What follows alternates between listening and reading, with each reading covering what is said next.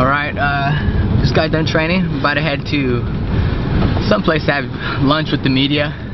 It's always cool meeting with the media before the fight and just kind of talking about the fight, hyping it up, and some repetitive questions and stuff, but it's always a good time when you run into the journalists you appreciate and everything. So just gonna go do that.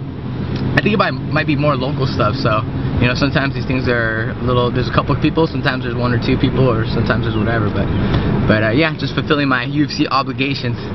Does it get you excited when this stuff starts to roll around because you're drawing near closer to the fight? Yeah, it's all timing with everything, you know, but luckily I got my workout in, so I feel like in a good spirit going out there. But if I didn't get my workout in, I'd probably be a little edgy and just ready to get out of there and stuff. So it's all timing with these things, but yeah, I do love, you know, I like that it's here.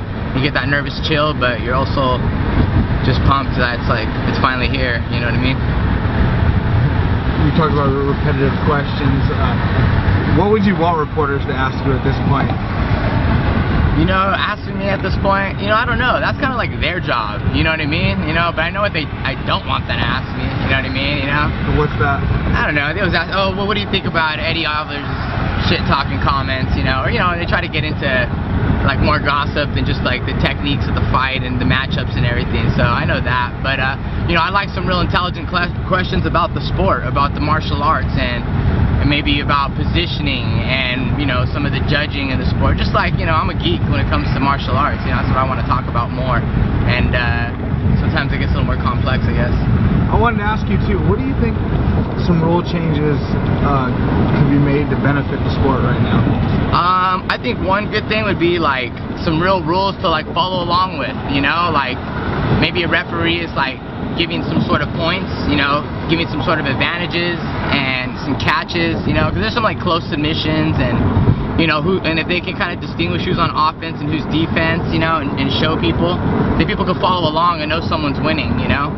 Someone could be winning from the bottom, and people don't know. They just think they're on the bottom and they're losing, you know. And I think there's ways that a referee can show that the person on bottom is in control, or it's a neutral position, or someone is, you know, or the other person on top is in control. You know, there's riding time in wrestling. There's kind of positions like that, and punches landed. Yeah, you know, is it a power punch, or you know, there's so many things, you know. But yeah, but something where everyone can follow along. You can know if you're ahead. You know, maybe you know you're behind. You know. On a scale from 1 to 10, how educated would you say the judges in MMA are today?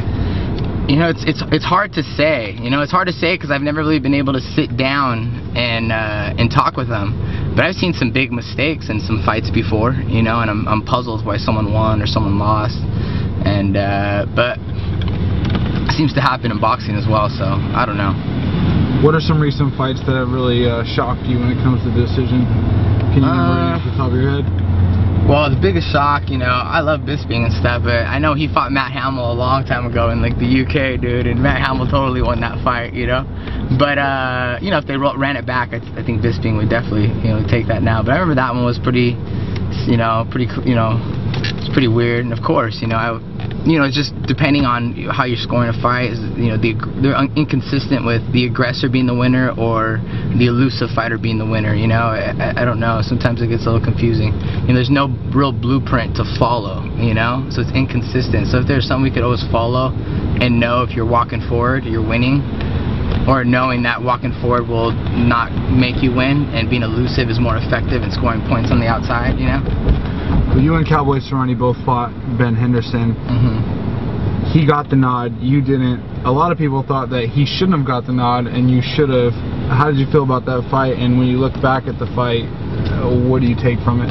Yeah, I look back at that fight and you know, I know what I would do different, or you know, or as a fighter, you know, or how I would prepare a little different and stuff. But I did feel like I won. I feel like I was a little more aggressive, you know, and trying to push the fight. You can only push so much before compromising your position, or compromising, you know, the whole match because of one takedown is scored on you. You bounce back up, but then he's elusive again, and you're down because you're doing by 1 point. So you can only put so much pressure before compromising that. But yeah, I thought I was the aggressor, but you know, he's the champ. I see how it goes. You know, he just kind of, I blame myself more than anyone else that, you know, I should have pushed a little harder. Should have just kind of took that gamble a little bit more. But I honestly, in the 5th round, I really tried, dude. I feel like if you watch that fight again, like I'm literally chasing the guy, you know, literally chasing the guy, you know, and it was still a close round, you know, but I was so just like trying to fight, and you know, so it's weird, you know. People say it's only a loss if you don't learn from it. Do you feel that way? Sure, you know, it's about the journey, you know what I mean? It's how you, like, go out in this sport, you know what I mean? It's like, you know, all the greats have lost and come back, though, you know, and, you know, it'd be suck to just, you know, keep losing, you know, so I still got a lot of fight in me, and, you know, and this is what makes stories better, you know, overcoming adversity and coming back, but yes, you gotta learn from the losses, dude, and I feel like I have from this one, you know, I definitely have, you know.